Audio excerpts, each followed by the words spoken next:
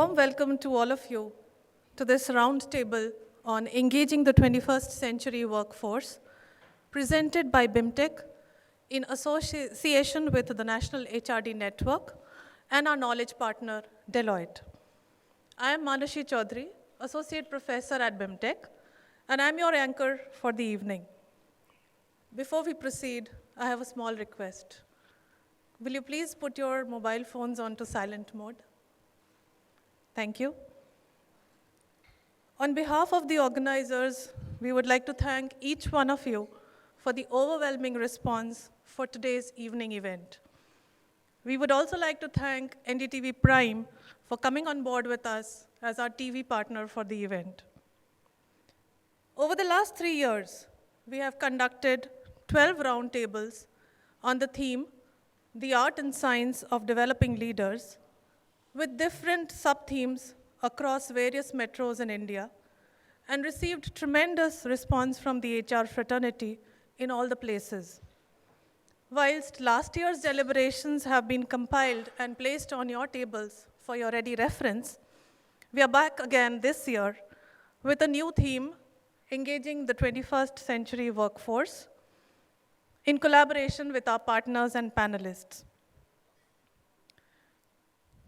Here we aim to share research from Deloitte and insights from our experienced business leaders.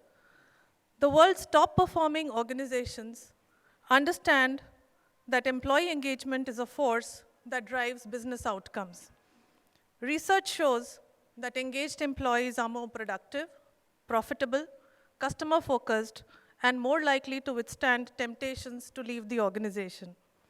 Employee engagement has therefore become a strategic approach supported by tactics for driving improvement and organizational change. I would now like to invite Dr. H. Chaturvedi, Director, Birla Institute of Management Technology, to deliver the welcome address. With a master's degree in commerce and doctorate in business management from Agra University, Dr. H. Chaturvedi has more than 35 years of experience in teaching, research, and administration. As a former director with the All India Council for Technical Education, New Delhi, he has been associated with the formulation of policies, planning, regulation, and control of management education, as well as other disciplines under technical education. Dr. Chaturvedi is a founder member and the alternate president of Education Promotion Society for India, a national platform for eminent educationists, education service providers, and edu entrepreneurs. He is also the president of the Alumni Association of Agra University and the Ranganathan Society for Social Welfare and Library Development. Over to you, sir.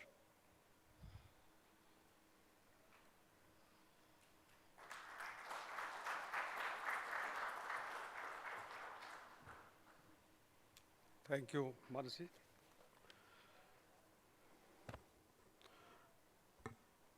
Good evening, ladies and gentlemen. It is a matter of great pleasure that in this HR Roundtable, presented by BIMTech in association with the National HRD Network, Deloitte, and NDTV Prime, we have amidst us some of the leading thought leaders from the Indian business and academia who have been actively involved in nurturing and engaging talent.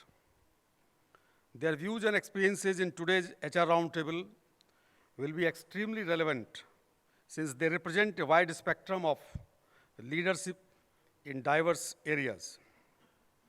On behalf of BIMTech and our partners, I have great pleasure in welcoming the distinguished panelists in the HR Roundtable and all those stalwarts of the industry who are part of today's deliberations. Our eminent speakers for the day in alphabetical order include Dr. A.K. Balian, MD and CEO, Petronet LNG Limited; Dr. Kurai Koje Mamkottam, Professor and Director, School of Business, Public Policy and Social Entrepreneurship at Ambedkar University, Delhi; Mr. P. Dwarkanath, Advisor, Group Human Capital, Max India Limited; Mr. P. Thiruvengadam, Senior Director, Deloitte, Mr. R.P. Singh, Director, HR and Legal, IFCO, and Dr. Veena Sarup, Director, HR, Engineers India Limited, who is likely to join shortly. They are known in the industry for their dedicated practice. I welcome them all as distinguished speakers in the round table and request you to welcome them with a big applause.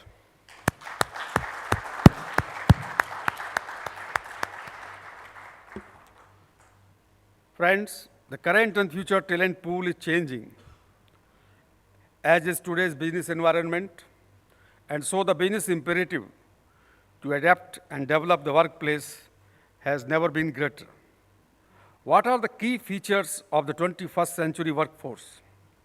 Its challenges and opportunities. What should business do to remain highly productive and competitive amidst tough trading conditions and a rapidly changing marketplace? In today's HR Roundtable, we are going to discuss the challenges of engaging the 21st century workforce, what they look for in a job, how to enable them to perform better, and how to ensure that the best of the talent is retained within the organization. The topic is relevant for all stakeholders of business. What is so peculiar about the millennial generation that has joined the workforce in the 21st century? Preliminary research findings from Bentley University's study suggest that millennials are interested in business careers that match their values and passion. They seek employers that can offer social responsibility and green conscious innovation to match their generation's uniquely entrepreneurial spirit. They are all result-oriented professionals with a different, abstract set of creative communication skills.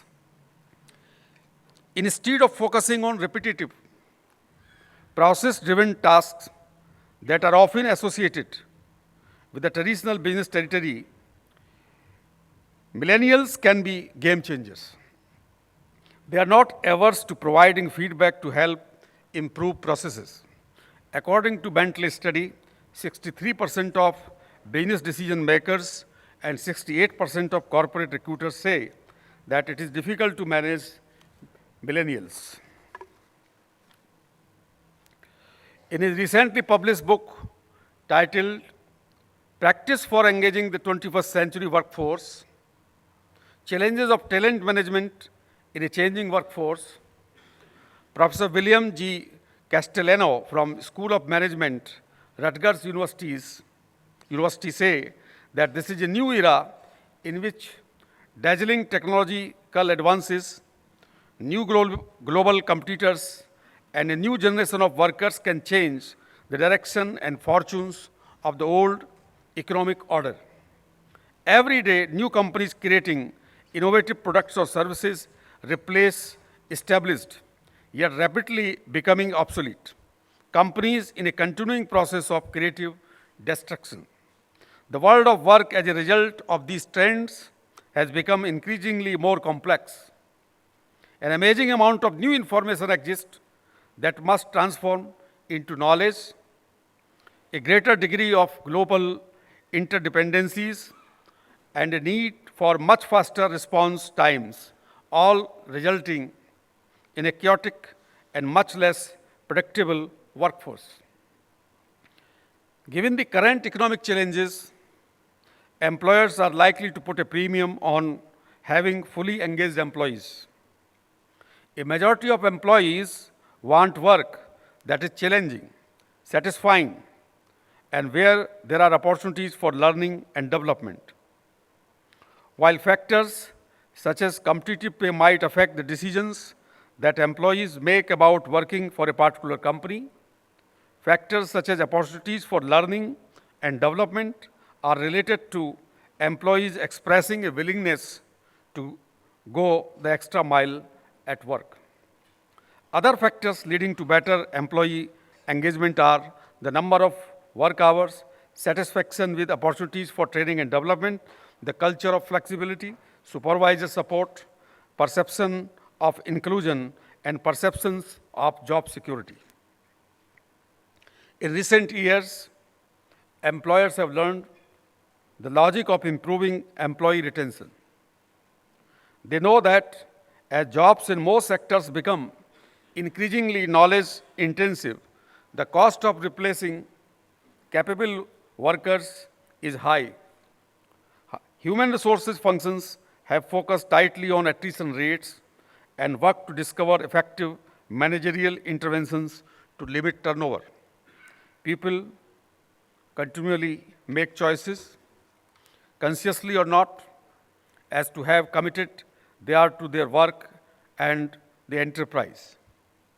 Today, most talented people prefer an organization whose work engages their interest and deserves this passion.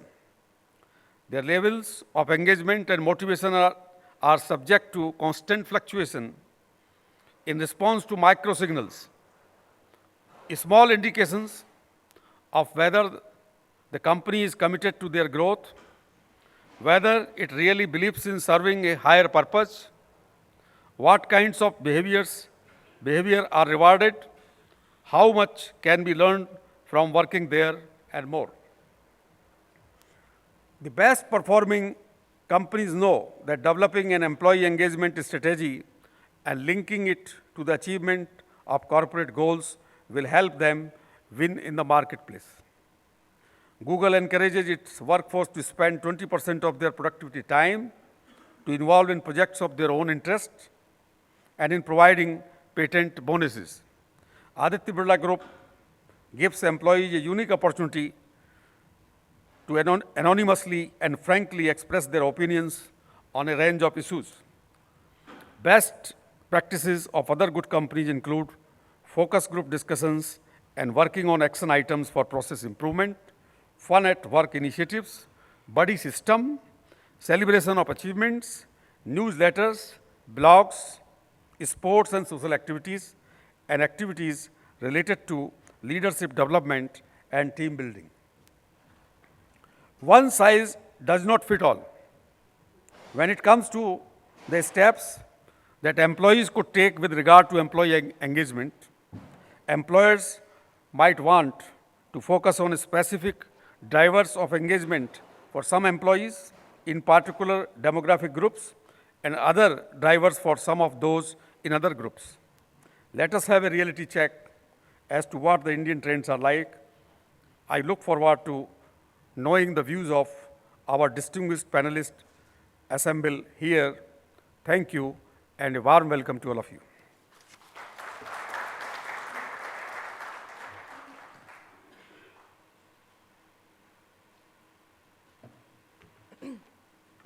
Thank you, sir.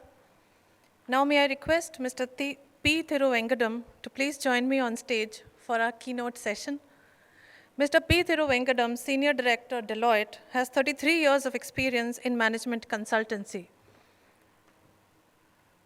With a BTech from IIT Madras, he is a postgraduate in industrial engineering from the Fellow Institute of Cost and Works Accountants of India. His areas of specializations include joint ventures and collaborations, performance management, strategic cost management, and change management. A significant portion of his work was for SMEs across India in strategy, processes, and human capital. He has traveled extensively on assignments and presented papers in many national seminars and professional conferences. He has moderated and has been a steering committee member for a number of industry and professional meets. He is a member of many professional bodies and has also been on the board of many companies. Over to you, sir, for the keynote session.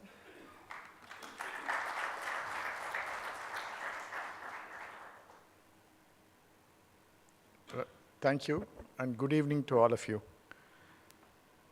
It's an eminent gathering, so I would like to be careful in saying things which would perhaps not be appropriate if it is not contextual. We are going to be talking about a report that Deloitte had compiled. This is actually an annual event. We collect from a very wide range of sources information regarding what we call as global human capital trends.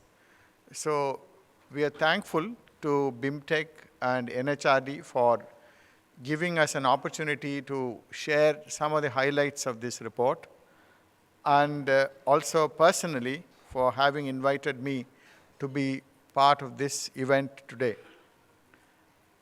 I understand and appreciate that the topic is engaging the 21st century workforce, and with specific reference to retention and engagement. I presume that we are talking about the 21st century workforce retention and engagement.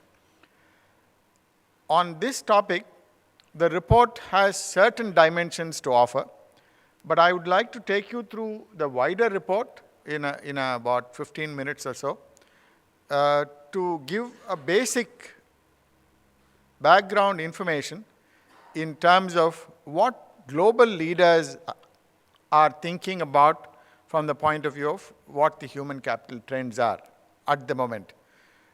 This survey normally is done in the second half every year and is published towards the end of the year. And this report is dated to end of 2013. The current year's report is just started and it's work in progress. And hopefully last year we had the benefit of collaborating with NHRD and presenting this report across many centers. Can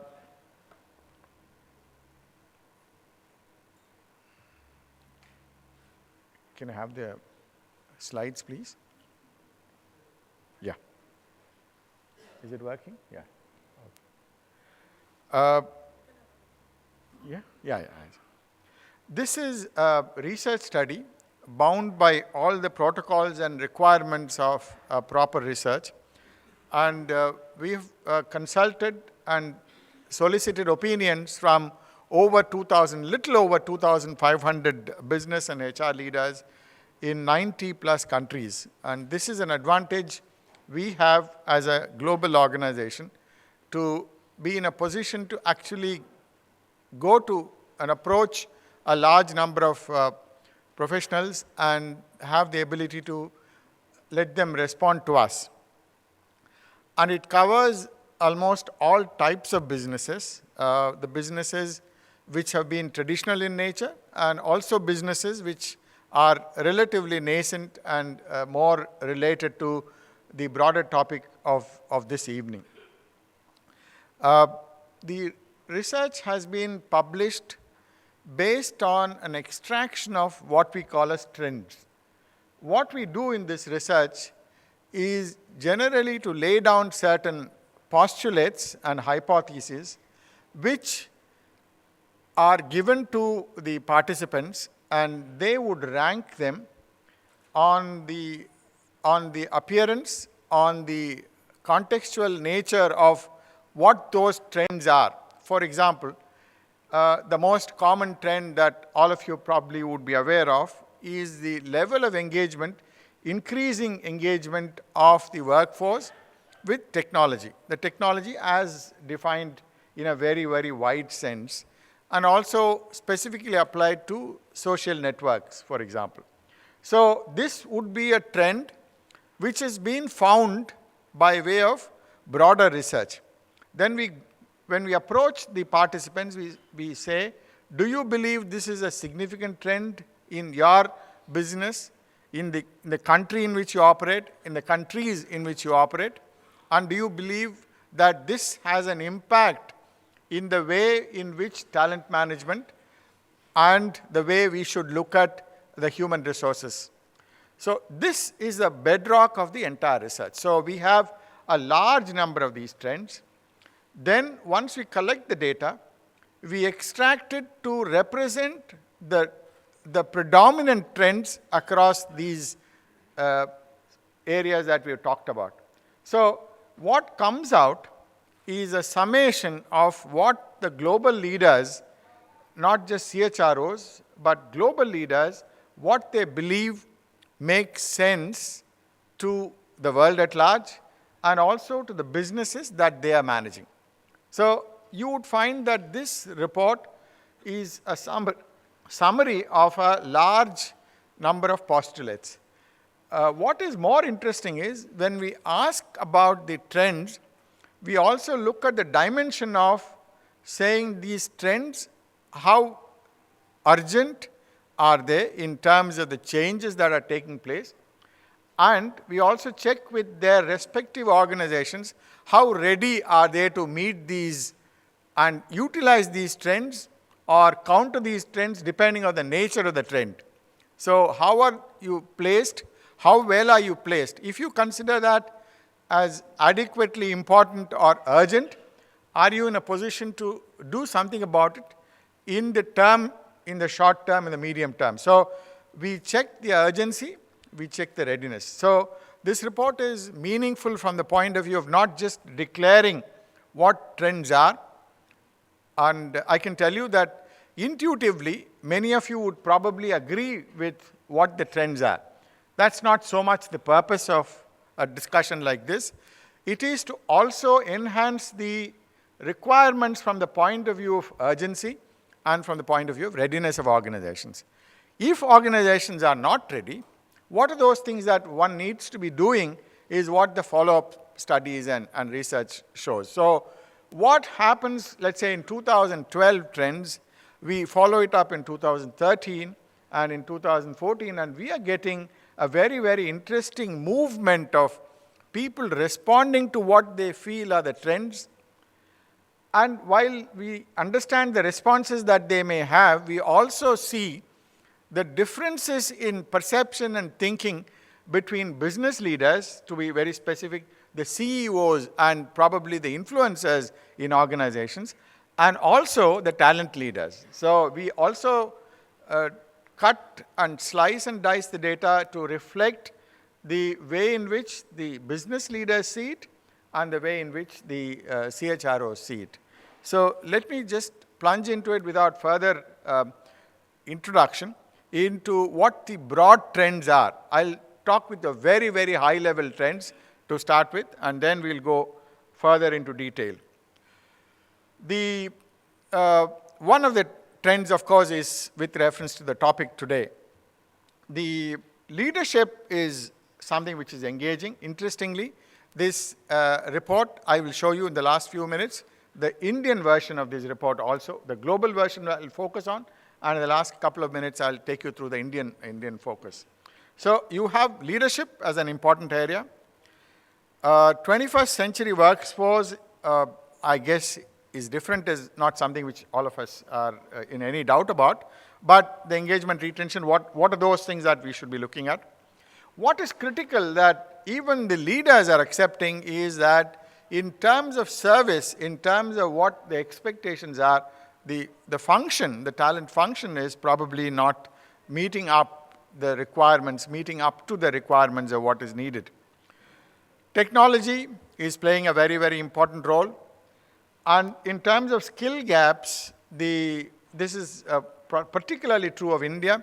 The skill gaps are still a major, major issue as far as all the business leaders and the CHROs are concerned. I'm sure none of this is new to you. I appreciate the point. But what I would request you to focus on is what it reveals in terms of specifics. I'll get into a little more detailed specifics. We divided this, as I told you, by doing the frequency analysis and looking at the trends on an overall basis, into 12 broad categories. These 12, we grouped them because they belong to a natural agglomeration.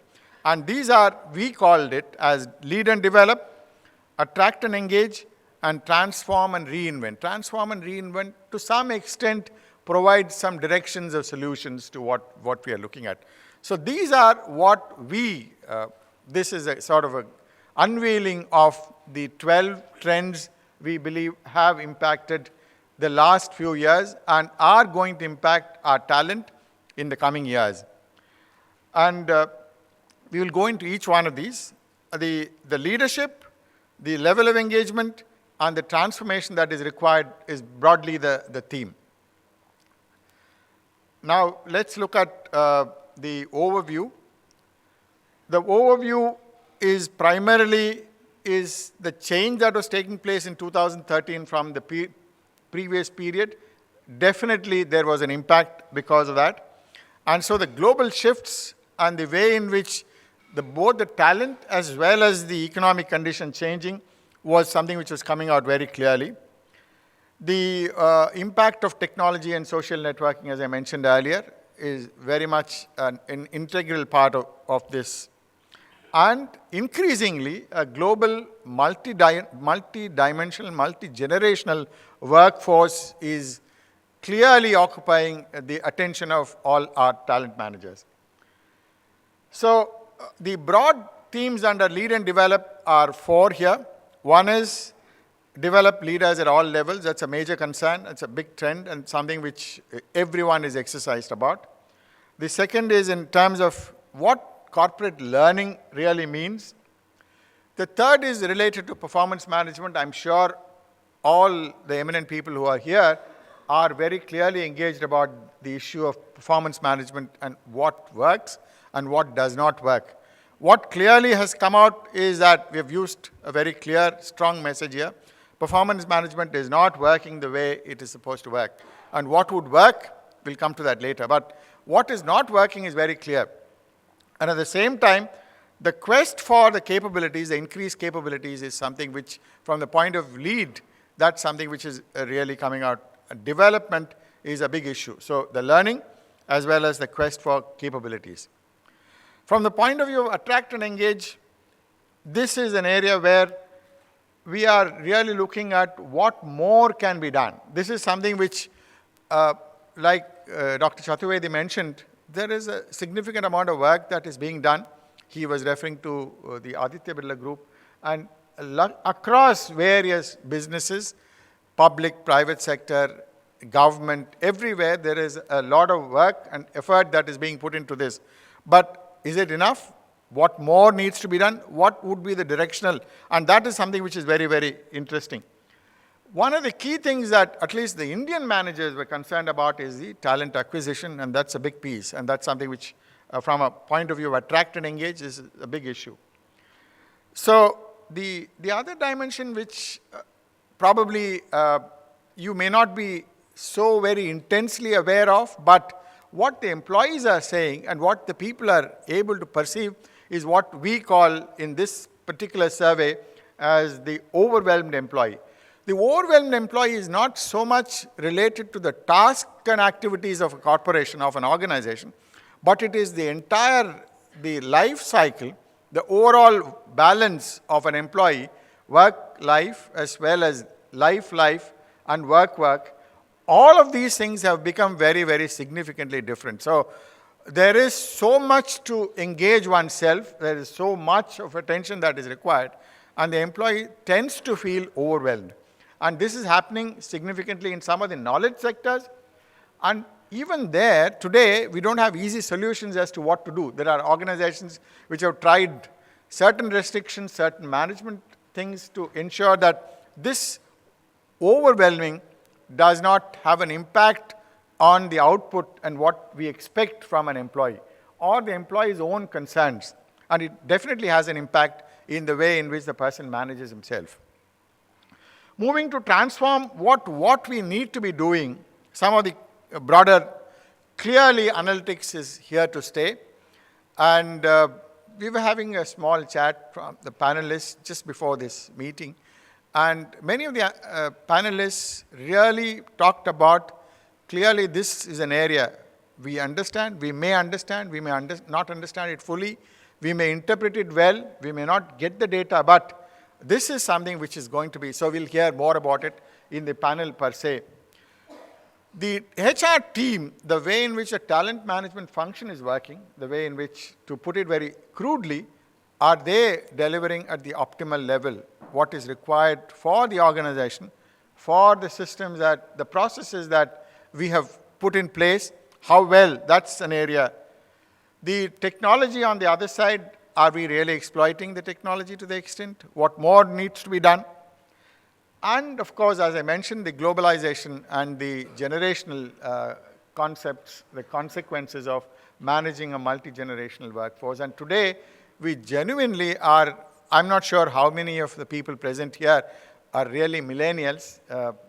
With due respect to the audience, I don't see too many, but I presume that appearances are deceptive, and maybe there are a few millennials hidden in the otherwise sort of much older kind of area of people in terms of age. Let's look at the top 10 findings. I'm not going to spend too much time on each one of these. This is just the demographics of the respondents. Just to give you an idea, don't worry too much about looking into the details of this. This is just to say that almost all the important countries, all the types of people, and even mix of respondents from the business, from HR, and so on and so forth. So this is, and as I mentioned, the urgency and the readiness are very, very critical as far as the output of the survey is concerned. First, let's look at finding the urgency of the 12 global trends have been given here. The top 4 are the ones which are there. I'm not able to see it very clearly from here, but I know that broadly, talent acquisition, the leadership, retention, these are some of the reskilling the HR function. These are very, very clearly urgent. From the point of view of classification, these are very clearly urgent on a global basis. Interestingly, the same 4 are urgent for an Indian, from an Indian context also. The only thing is the order has changed. The order in this is in terms of leadership and so on. Even in Indian trend, it is leadership is the topmost, but talent acquisition takes the number 2 position as far as India is concerned. The reported readiness, if you look at it, most companies have reported generally low levels of readiness to respond, which is a little bit of a concern. You might think that from a researcher's point of view, this would be the kind of thing that one would have to say. So we were doubly careful in ensuring that what we are really getting is a serious level of concern about the readiness. So we rechecked and ensured that we are not just saying that for the purposes of what one calls as the headline readiness. It's not meant for headline readiness. This is primarily a concern that has been expressed by the leaders. We've also looked at what is really lying. If you look at the 4 quadrants, you find that most of these areas are in the lower quadrant where there is need to be done. There is some work to be done in each one of these. So the regions where these trends are, the top 5 trends are most important again are given. The coloring talks about the lighter the color, the importance is higher. So you find that each one of these, Asia Pacific, the Central Europe, Central and the US, North America, South America, Middle East, each of these regions is not so very critical. Priority regions, again, priority areas for companies across regions is here. Again, not so very critical because we'll be doing this for India a little later. In terms of what matters to different segments in terms of what for a knowledge-based industry, for a manufacturing, for a service organization. This time, we had the benefit of a very, very wide range of people responding, as I mentioned earlier. So that has given us a reasonable database. Otherwise, we wouldn't emphasize it. The database in terms of respondents is statistically valid enough to ensure that we can actually draw a conclusion from this. The HR leaders are a little more optimistic. The business leaders are a little more pessimistic in the context of the questions that we asked them. I'm not sure whether this is understandable, but in some cases, the business leaders are a little better in terms of saying some things are working, but generally, the business leaders have lesser confidence in their organizational readiness. So that's something which may not be a surprise, but it requires certain amount of work from a group like this to ensure that this, if it is a perception-related issue, how are we going to address it? If it is not a perception-related issue, that's a separate matter. But we as professionals of this area, we need to probably take a call on this. That's something which is very important in my opinion. The focus of what we call as excellent organizations are defined by the companies in terms of what they have been rating themselves from the point of view of managing and addressing all these trends. Those organizations have identified these 5 as very high priority areas. They believe that these are the ones which are really urgent. Leadership, talent acquisition, and access. Access is a very, very interesting part of talent acquisition. We have tried not to combine it, but then we found that it is important to give the message as together, though these are 2 dimensions of what we are really looking at. Reskilling HR, easier said than done. Retention and engagement, we'll go a little more into it. Talent and HR analytics in terms of 82% of the high performers versus 71% of average performers. So the companies which are defined as excellent or the companies which have a very, very high emphasis on this function and managing people, and that is something which is very, very important to note, that they believe that, and it's all of them are in the 80 plus, so it's a very significant result, that it says that these areas, these 5 are the ones, in their opinion, require an attention. If the companies which are defined in their practices and processes as a higher category, if they are the ones who are saying this, then there is definitely a need for review and definitely cause for concern. The global report, this is something which we do on a broader basis. This is a self-evaluation, and probably I think our people, HR practitioners, tend to undervalue themselves maybe, but they have given a rating for themselves, and it is somewhat in the an average, lower than average from a perspective. So this is something which we believe that's improving, but at the same time requires a lot more of attention from themselves. And this is an area which probably is interesting. We need to probably think about it a little more carefully. This is a very interesting and an important. Having said all this, having got the problem, having understood the dimensions of what we are talking about as problem areas, one would obviously assume that there would be a significant investment that would be created, or significant investment, both in terms of deeper structure as well as in terms of on an ongoing basis. But that is not really coming out very, very clearly. Only worldwide, only modest increases are being proposed in terms of talent and HR investments. And this is something which is actually borne out by when we do engage with a number of organizations. We find that there is definitely hesitation. While you appreciate the problem, the emphasis in terms of converting the sensitivity of the problem to actual investment or expenditure is not. And there is definitely a correlation between what you expend and what you gain out of that. Maybe there is a certain degree of not direct correlation, but there is a certain degree of correlation. So this is something which was perhaps surprising, given the fact that the business leaders themselves have said that there is need for attention. This was a little bit of a surprise for us. So this broadly are the 10 findings. The more details are available, and the report is public domain. You are welcome to look at it in our website, www.deloitte.com. I'll just quickly look at the trends and gaps in India. If you look at this, this is a little bit of a busy graph. Please pardon me for that. We wanted to present the global and the India findings in the same page.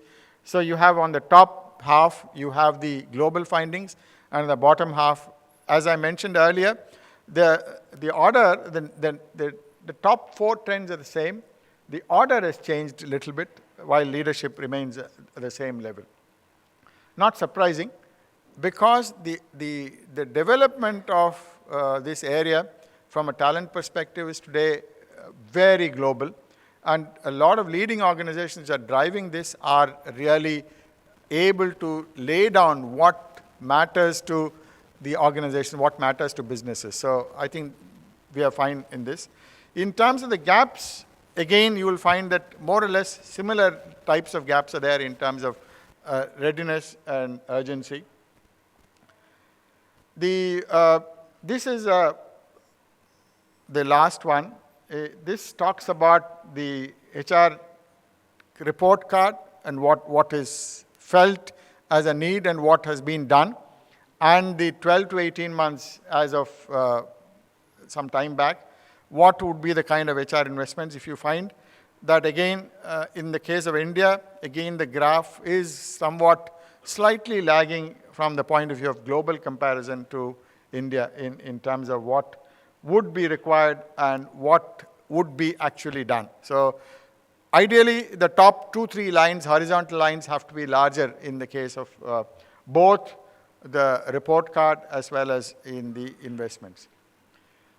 So in summary, what we're trying to say is that 2,532 or so leaders across the world in different geographies and industries have identified, based on a menu of expectations and trends and hypotheses, they believe that these are what is going to, when we talk about trends, the questions are directed towards the future.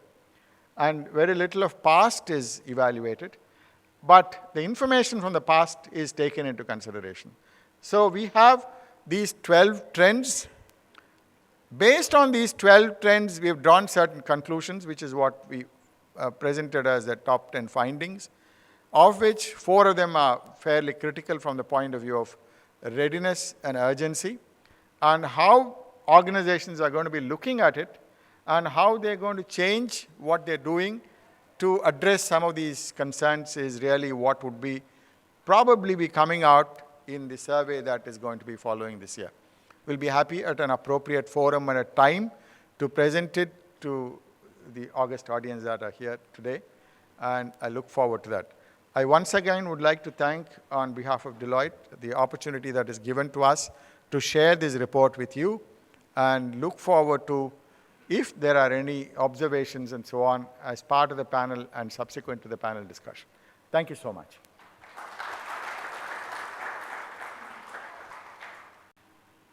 Thank you so much, sir, for that enlightening session.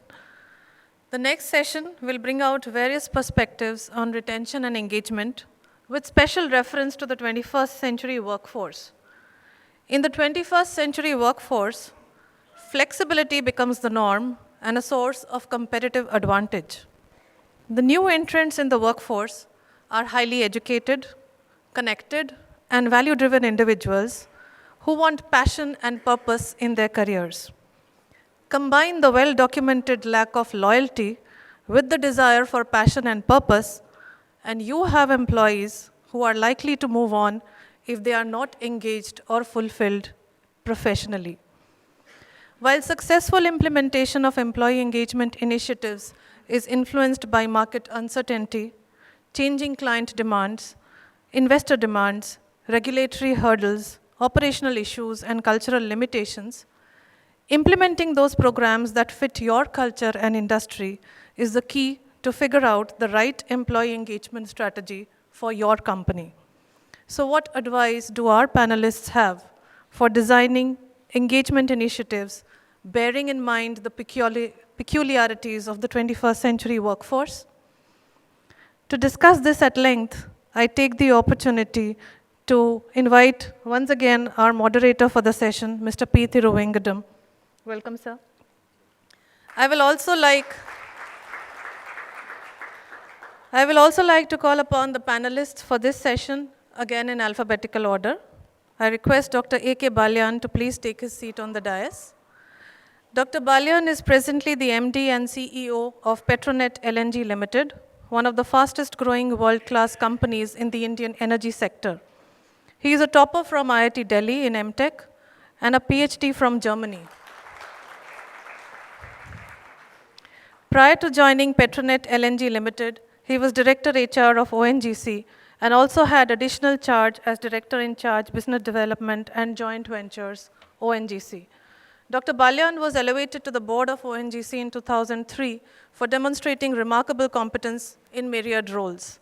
As Director HR, he led corporate rejuvenation campaign and pioneered a study to redefine the organization norms, focusing on rosters, roles, and responsibilities to be benchmarked with global best practices. Thank you very much for being with us today, sir.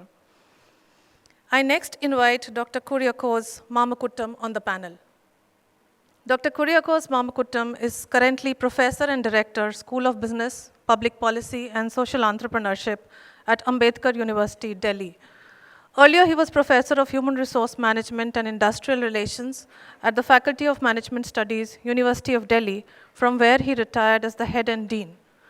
Dr. Mamakuttam has been an independent director on the board of companies, NGOs, and on the board of professional journals.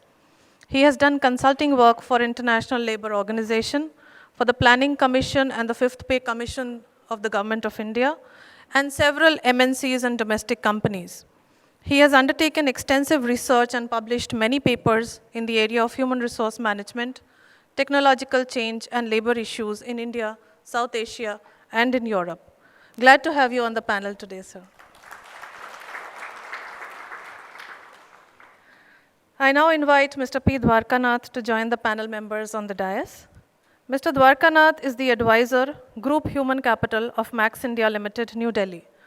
Till recently, he was the director, Group Human Capital, Max India, where he drove Max Group's intent to make work at Max India a fulfilling experience.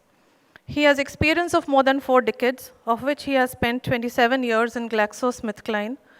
During his tenure as Director, South Asia of GSK Consumer Healthcare, GSK was thrice adjudged among the top 5 employers in India for people-related practices. He is on the board of several companies, besides being member of the advisory committee of some business schools. He has chaired many sessions across the globe, held senior positions in various professional bodies like NHRDN, and won several awards. It is indeed an honor to have you with us here today, sir.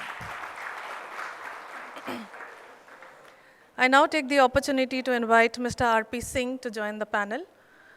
Mr. Singh is Director HR and Legal at IFCO, New Delhi. After his post-graduation in labor and social welfare from Patna University, he started his career with Telco, now Tata Motors, at Jamshedpur in 1975, and worked with British India Corporation, Patna University, and Pyrites Phosphates and Chemicals Limited before joining IFCO in 1996. He is a life member of many professional bodies like NHRDN, NIPM, and PhD-CCI. He has also served as member on the panel set by the Minister of Civil Aviation, Government of India, to facilitate the post-merger integration of Air India and Indian Airlines employees. Mr. Singh has received several awards and accolades. He has traveled widely and has participated in various national and international conferences and training programs. Welcome to the panel, sir. Last but not the least, I invite Ms. Veena Swaroop to join the panel here. Ms. Veena Swaroop is Director HR Engineers India Limited, where she has taken several path-breaking initiatives towards talent management, training and development, employee communication, CSR, and brand building with a view to take EIL to greater heights. An MBA from Lucknow, she joined ONGC in 1983 and held various prestigious and challenging assignments there. She was also deputed to Mangalore Refinery and Petrochemicals Limited as a change agent to initiate aligning the company to public sector requirements. A member on several committees of professional bodies like IMA and NHRDN, she has been actively involved in the development of the field of HR, especially with reference to public sector. She has also been conferred with various prestigious awards. It's a pleasure to have you with us today, ma'am. Ladies and gentlemen, it's going to be an extremely captivating evening with this power-packed panel here. I now hand over the session to the moderator, Mr. P. Thiruvengadam, for further discussions. Good evening and welcome to this panel discussion. I think the organizers couldn't have done a better job than getting a panel of this eminence. This is outstanding. I'm truly humbled to be a moderator for this group of eminent professionals. I was referring to the topic earlier in terms of the engaging the 21st century workforce. And probably if you look at all of us on the dais, you may have some doubts about our relationships to millennials. But let me assure you, there is no one here who has lesser experience than an age of a millennial. So to that extent, I think it's a very valid panel to discuss some of these aspects. The second aspect that we need to also look at is that probably with the kind of complex and diverse experience that all of them have had, they would be able to predict and also talk about some of the newer dimensions of what would make a difference to the emerging workforce, or the workforce which is today probably going to be growing in number and in terms of their power in the employment. This session would be organized in the following manner. I would request each of the panel members to probably about 3 minutes or so each. Sorry for putting a restriction on time. It's more related to an overall management of time. And if they could perhaps describe a dimension or the way in which they look at the topic per se on an overall basis, that is the retention and engagement. And then I would like to ask them a few questions, which I believe are the basic premises on which the entire topic probably stands and what would make sense. And then we would have those questions would not be specifically directed at any panel member. Those would be where probably more than one panel member could explain or state his or her viewpoint. After that, after the question round by me, I take the privilege of asking the first questions. I'd like to invite the audience to ask questions within the time frame that we have in few. So we would try to definitely close this by about 8:35 or so. We have roughly an hour. So let's see how best we can make.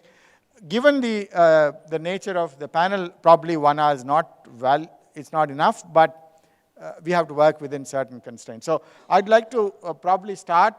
Maybe we can follow. Professor Mamkutam, if you could start and give us a little bit of your thoughts on what the broad topic is. Thank you. It's a pleasure to be here amidst so many practitioners. I'm an exception to the rule to the extent that I'm not a true practitioner in the corporate sense, but I do work with people. So I believe I have certain sense of what we are talking about. I'm an academician all my life, almost 40 years. And from my perspective, possibly the most important aspect of management, not necessarily human resource management, is to attract, to retain, and to engage. I think this summarizes the job of a manager.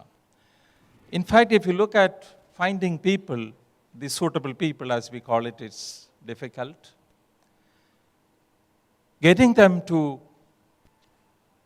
kind of stay with you is more difficult, and getting them engaged is perhaps the most difficult task. To me, it is not an HR-specific challenge. It is a challenge for the organization, for the manager at all levels. The complexity has increased, and I think that is why the topic is really topical in the current context. Perhaps for the first time, I think we have 4 generations working together. I don't think this would have happened in earlier times. If you look at right from the so-called war veteran, the Second World War generation, who we refer to as the veterans, then we have the baby boomers, and then we have the baby busters, and today we have the Generation X and Generation Y. To me, this is an added complex to the very complex work environment in a country like India. We already have diversity which very few other nations or contexts have. We have multilingual, multicultural, multi-regional, multi-ethnic complexity at the workplace. Creating a work culture within this diversity, I think, is a huge challenge. An added dimension to my understanding, because of the changing demographics, is dealing with this diverse, because as we progress in the discussion, we would see that each of this generation has its own characteristics. Whether you look at the lifestyle, whether you look at the attitude, look at the perspective, the work ethic, I mean, anything that you can look at, there is certain degree of differences among this generation. I think that's the aspect which we need to address, and we need to find solutions if we are interested in retention and engagement in particular. Thank you, Professor. Mr. Singh, what are your thoughts on this? Thank you very much. I wouldn't say I have pleasure sitting here. I would have been pleased sitting over there and listening to the thoughtful discussions coming from this side. But anyway, I'm here, so I have to speak. My problem is that perhaps I'm the odd man out here. I have all along been working in an old economy manufacturing sector for almost about 38 years. And my experience is therefore confined only to the manufacturing sector. I don't have much of knowledge about the so-called new generation industry. And from that prism, I would like to say that as far as our own organization is concerned, so far we do not have any problem of retention. The level of turnover is less than 1%, and we do not find all sorts of challenges that many of the people find in the industry. Therefore, I find it very difficult to say what I should be saying, because we are aware of our limitations. We are talking today of very innovative and non-repetitive kind of jobs, but unfortunately for manufacturing industry, most of the jobs are repetitive in nature. And therefore, we need people who would stick to those jobs. And therefore, we don't look for the best. We look for the most suitable for those kind of environments. And we also do not look for people in this elite environment, because we are dealing with farmers, we are manufacturing fertilizer.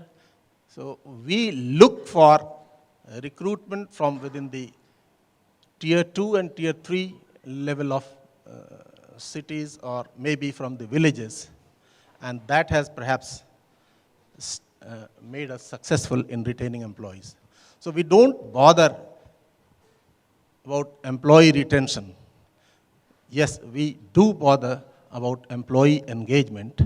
And for that, what we do is we create a sort of pride and passion amongst the employees. When we recruit, we tell them very honestly, forthright, that if you want to become a general manager in 5 years' time, this is not the place for you. If you want to work for the food security of the country, if you want to work for the rural development, if you want to work for the upliftment of the farmers, then this is the place where you can work. And perhaps that is the reason because of which those who are very ambitious, they don't come to us. Those who come, they stick to us. Thank you very much. That's a very interesting point of view. Most of the time, the pressure is on the employer in terms of how to retain and so on. I think Mr. Singh has given a very interesting contrarian viewpoint. I think we'll take that on stock and then later come back to it. Dr. Balian, we would like to hear your introductory remarks. Yeah, thank you very much. Well, I have my experience largely from major part of my time that's spent in ONGC. As a PSU, the overall environment is different than what we can say the private sector. It is, I would say, pretty closely related to what Mr. Singh said. But I think there are issues because many of the public sectors do work in a high technology area where the turnover is more. Also from the point of view that they have to compete with the private sector and perhaps in all areas. And therefore the pressure is definitely building in within the public sector. But the difference is perhaps that not all disciplines, not all segments of employment, perhaps this is so major issue in terms of retention. But yes, in very critical areas of an exploration company like ONGC, as we call it E&P, exploration production, many critical areas are very vulnerable. And with the growth and the criticality of the sector, people do leave. For a company, while Mr. Singh had just about under 1% turnover, attrition in ONGC at one point in time was touching about 3% plus. And particularly in those critical areas of disciplines, it created a lot of problem that you don't have expert reservoir engineers, expert drilling engineers who could perhaps like a joystick see that the drilling is done in a horizontal way, several kilometers, a very high-tech kind of things. If the people leave from that kind of work, it makes a lot of difference and it hurts the company. So we do experience those kind of things in high technology areas. But I think important thing is that the caring attitude of public sector overall is definitely a very positive thing in looking towards retaining people. However, I think, in my opinion, one of the major things that perhaps matters is the knowledge accumulation, growth, development.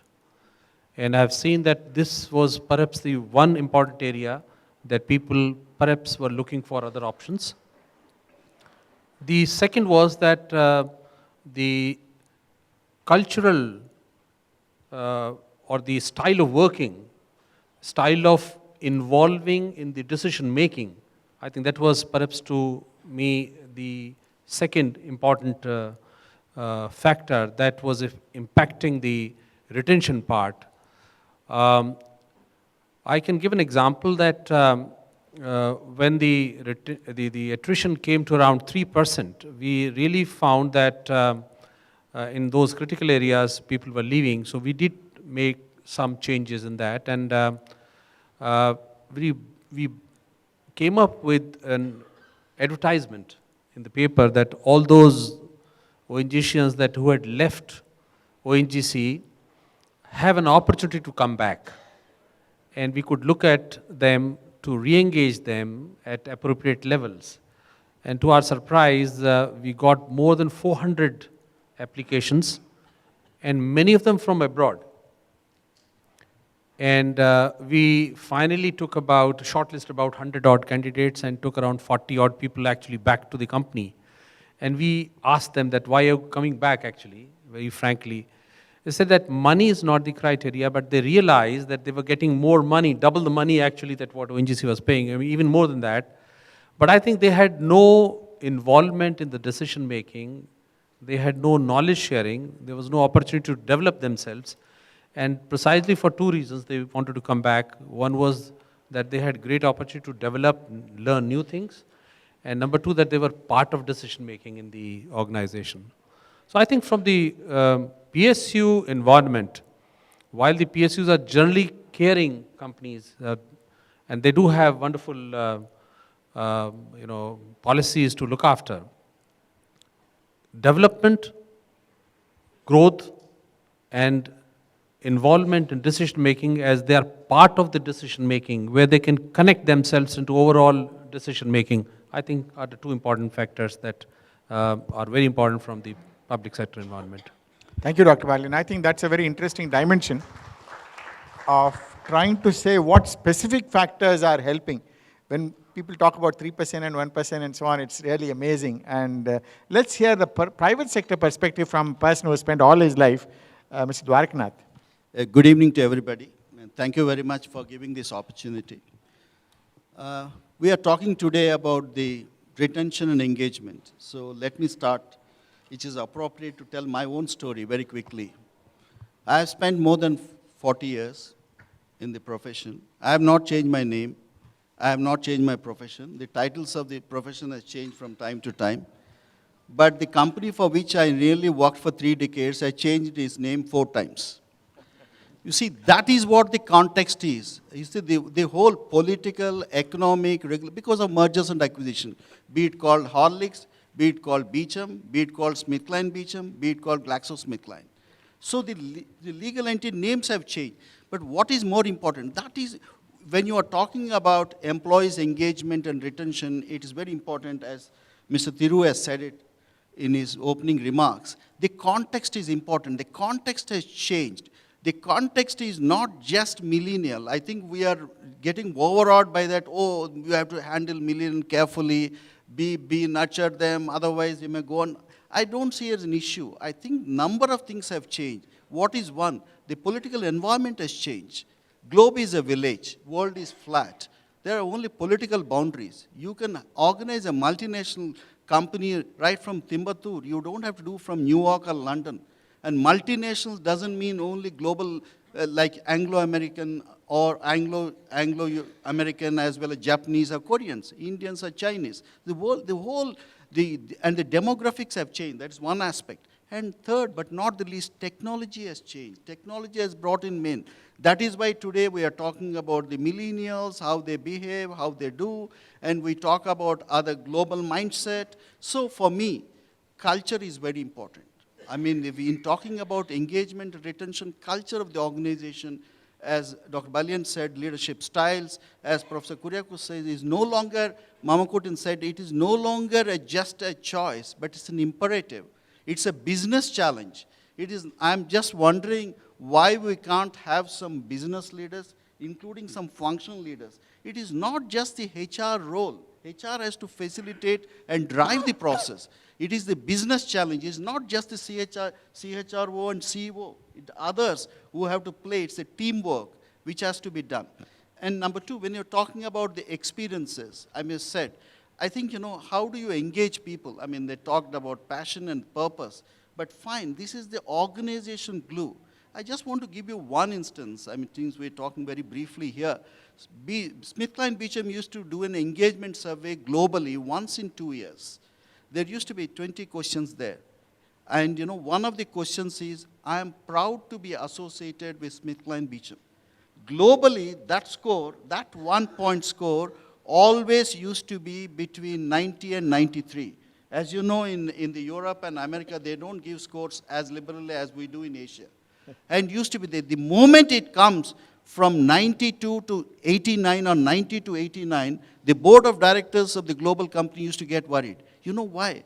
Compensation you can address, developments you can address, development needs address, you can the organization development, restructuring. These are all within your hands. But one thing, if you say that, why should I work for this company? Then it's a challenge. That means there is an issue there. That is the reason why I don't want to brag on it or sell it when I said, after the changes, after the mergers and acquisition, when there are a lot of uncertainties, SmithKline Beecham is always came in the top 5 consecutively after 2 mergers.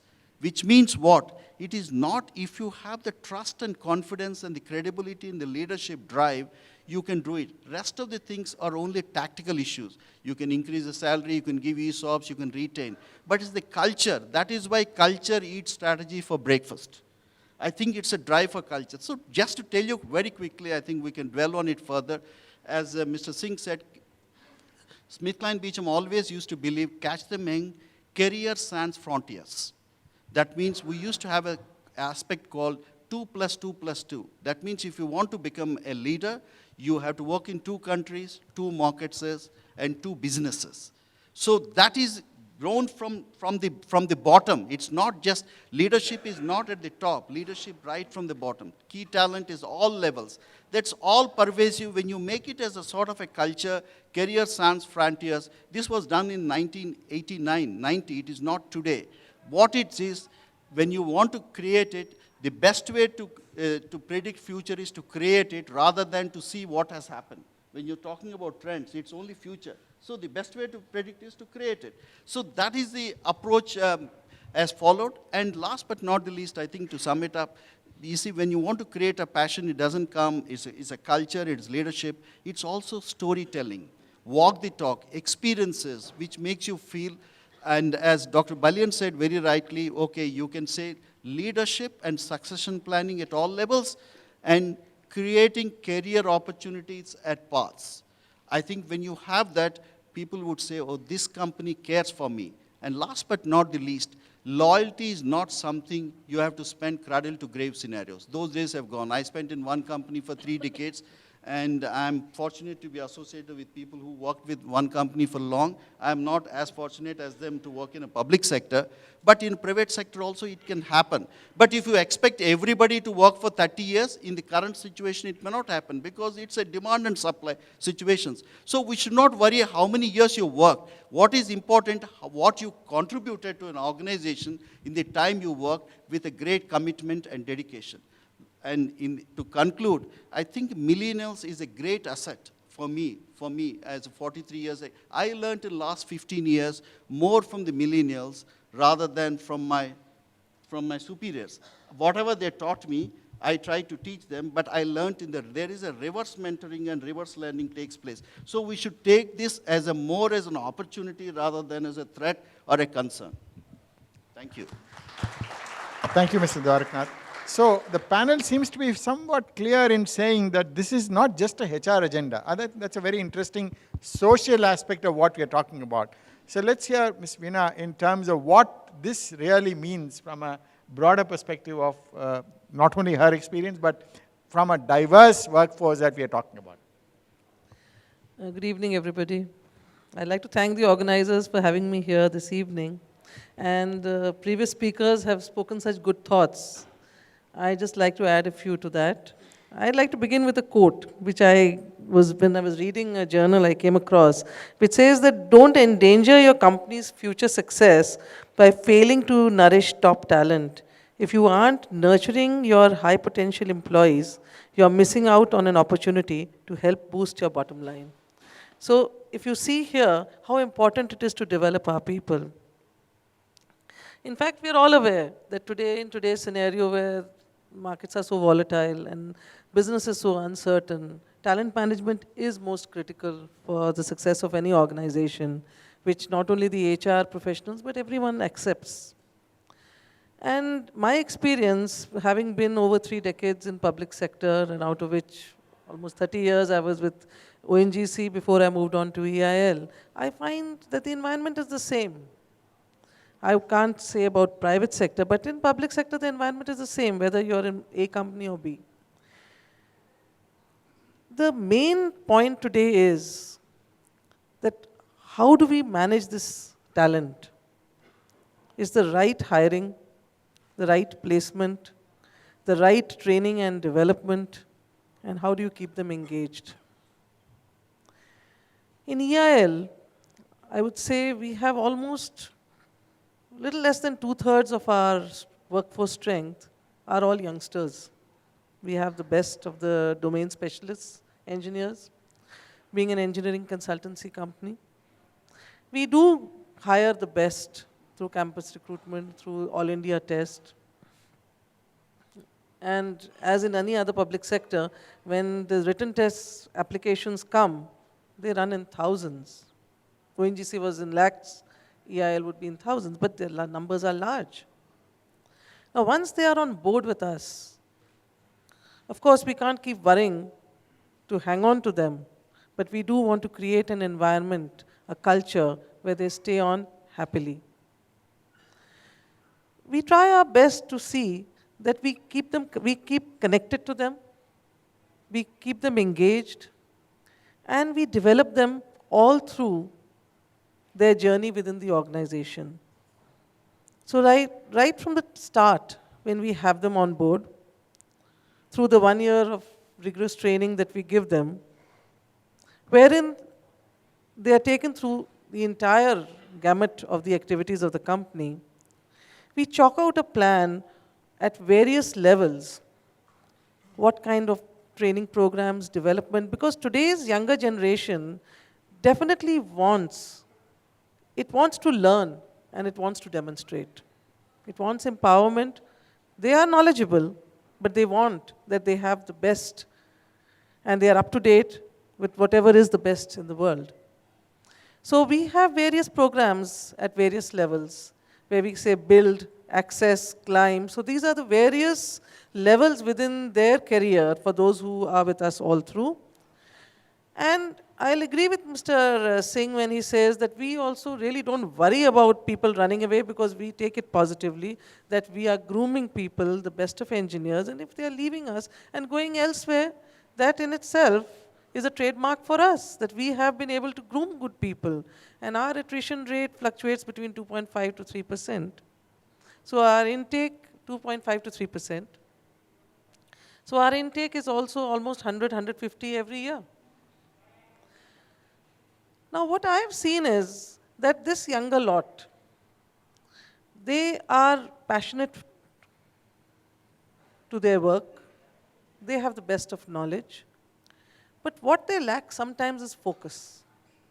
So it's that needs to be driven into them.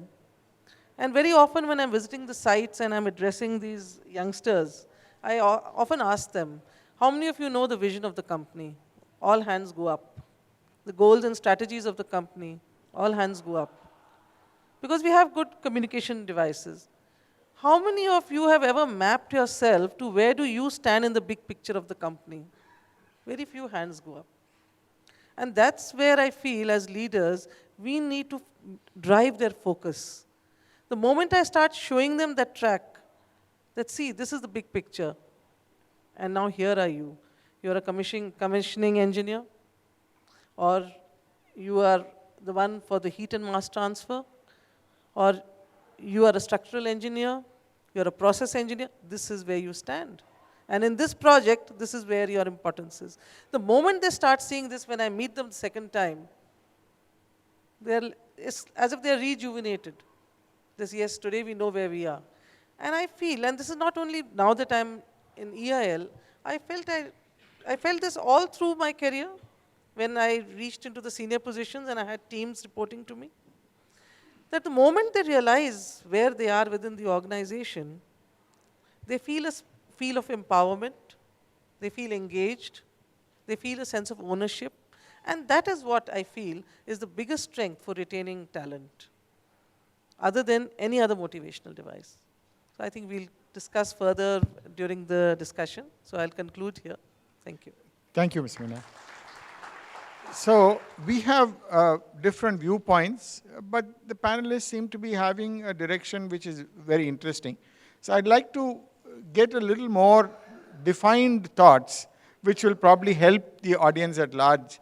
So the question that I have to start with is, if you can specifically share either what you practiced in your organization, or in your opinion, what has really worked well.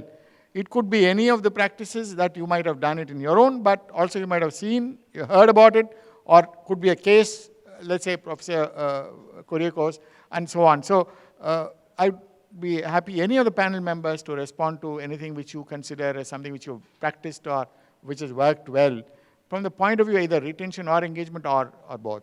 Dr. Belen, if you, yes. Yeah, just one thing I like to share, which I was surprised when I was discussing with a senior person from an IT company, and a major IT company operating, it's a multinational, also operating in India. When I asked him that what is kind of attrition, he said we are having attrition about 18 to 20%, but we are not bothered about it. I said, for a company which is into high technology areas, this could be killing actually on that. He said, no, our strategy is that when people leave after 1 or 2 years, it doesn't matter, we engage the younger ones. They are more active, they deliver this thing. We have to perhaps pay a little lesser also. So as a strategy, the company actually remains more vibrant, and there is no problem at all. We have stabilized at 18 to 20% of attrition. The point he made is that engagement and retention may not be that directly linked on that. One has to focus on engagement rather, that the time workers, executives, officers remain there, they are completely engaged in the work. The moment they want to decide to quit is fine, but then the focus is on engaging them and getting that work and involving in that rather than actually retention. That's a good point. Yes, Mr. Ving. I think I have some perspectives and based on what we have seen. SmithKline Beecham used to have a practice. I mean, I agree what has been said, Dr. Balian. I think we believe that engagement is very important. This is what I call the organization glue. Why I work for this organization, I think it's more important. And one of the best practices I found in SmithKline Beecham was whenever, especially at the global level, senior management, they used to practice very sincerely was that whenever whom they consider as a good leaver, leaving the organization, and after persuasion, if he is not staying, they used to allow him to go, but they used to keep track of that person for nearly next 1 year. And, without saying, you please join us, how you're feeling. I think, from the research, we have realized that the people, when they leave, the first 1 year is the most critical, whether he can adjust to a new environment and all. First 3 months, always a person, even at any level, if you go, he always pretends he is extremely happy. And I have seen in my own terms, some of my management graduates who's worked with me, they used to leave, others says, he got a bigger job, he has got a better title, all that. And that gentleman, after 1 month, said, I want to come and see you. So because I was engaging him, he came and sat. He said, I'm not happy with this company. I just want to, can I join back? And when he goes out, he tells the peer group, I'm extremely happy. So I think, it's the initial, the ego which hurts. But I think it's important, and they practice globally and we practice in India. It worked in many cases. People who have left us came and joined. I think this is where, the multinationals used to have a policy at that time, once you leave, you can't take him back. This is where first break all rules, if you want. This environment has changed. There are many organizations we said, once you go, you can't come back. I think it changes. So that is, I thought it's a good practice. And secondly, some of them may not join you, but still they can act you as their goodwill ambassadors. I think sometimes the best feedback you get is the person who worked with you and left, but still talks very high about the organization, which is much more than anyone insider telling you this is a great company you join. I think, this is where I think how do you create an organization glue? I think it's not something, you can just put as a process. I think it's a style of leadership, the culture you develop. And last but not the least, what I call, it's not the money, it's not the titles, what I call the psychic income. I think, somebody said it earlier, you have to touch the chords of the people. I just want to give you one instance and leave it. We were addressing a town hall meeting in Bihar, young sales reps. They said, I thought they will ask many questions. They asked me only one question. I was the sales director was there. He said, we are happy with the organization, everything is fine, but our parents are trying to get alliances for us, but we are not getting good matches. I said, why? He said, our job title. What's your job title? Sales reps. People say you always on travel, we don't want to give our girls to you. I said, we thought about it. We came back and we said, okay, we made them sales officers. We have not increased their salary, we have not increased it. I think it was a great motive. I don't know whether they got allowances or not, but it was a great motivational factor. Whenever you go, they said, sir, some of the things, speed, sense of urgency is required. It's not that I need to go to head office, I go to London and come back. That's where the bureaucracy has to be cut, and some of the things you have to touch the chords of the people. Thank you. Thank you. Yes, Professor. Yeah. In my view, what's really new is not the word engagement. This word has been there since industry started. I mean, motivation was the first word, and if those of us know, looking at the history of management studies, we know that right from the 1990s, 1930s, particularly with the Hawthorne studies, the focus was on how to bring people to work for you, for the organization. From there, we academically made distinctions between satisfaction, motivation, and today we are talking about talent management. So really speaking, nothing has changed, if you ask me. From an outsider perspective, there has been a concern right from the word go, how to get people to give their best. So there is, to me, there is nothing new in this. What is new, perhaps, is the fact that when you look at the workforce today, it's a very diverse workforce. And what has changed is also the fact that the aspirations of the workforce has changed. As somebody used the word here, loyalty is not in the dictionary anymore. Who do you work for? You work for yourself. You're not working for anybody else. So the word, appropriately, what we need to look at is how do we create ownership? Is it my company? Is it my job? Am I doing it for myself? So when you're looking at engagement, the word I can see which is very, very useful is to how to connect. How do you stay connected? And it's also timely appropriate because this is a connected world. When you look at the Y generation in particular, to my understanding, it's a small proportion of Y generation in the workforce today. Actually, the majority of the workforce today would be people in their 30s, 40s, 50s, and the real challenge would be how do you retain those older workforce? In fact, when you look at, there are more people going out than people coming in. So if you look at the demographics and if you look at the demography of the organization, many organizations are aging. There is very little innovation in the organization. Simply because we got adept, we got used to a certain way of working, we got used to a certain level of comfort. I do get disconcerted when we say we don't have a retention problem. I think we are then losing sight of the fact that is it enough to have people with us, or are we able to get the best out of the people we have? Yeah. There's only one sector, the retention concern. It is, as Mr. Singh said, you have plenty of people, but you don't have a right kind of people. Maybe that's capability because the businesses have grown exponentially, but capabilities of people have not grown. So some of them may find struggle. But fact remains, the fact remains that, demand and supply, when Akhil or me have joined levers or GSKs, this is in private sector also, you can't shift like that. We all could shift because there was a liberalization, there were opportunities. So I think that is also a factor. The ecosystem and the environment has changed. That is one aspect, more opportunities, technology, global mindset, the visa regulations, everything has relaxed. Like earlier days, if I go for a training program, more than $500, I have to go to RBI governor. Sure. So I think, those are also the factors, which have changed. So to that extent, I think, I would say we have to be conscious about these factors which made the more challenging for HR and others in terms of engaging people. So that's the one context I thought I'll give. Let me just come back.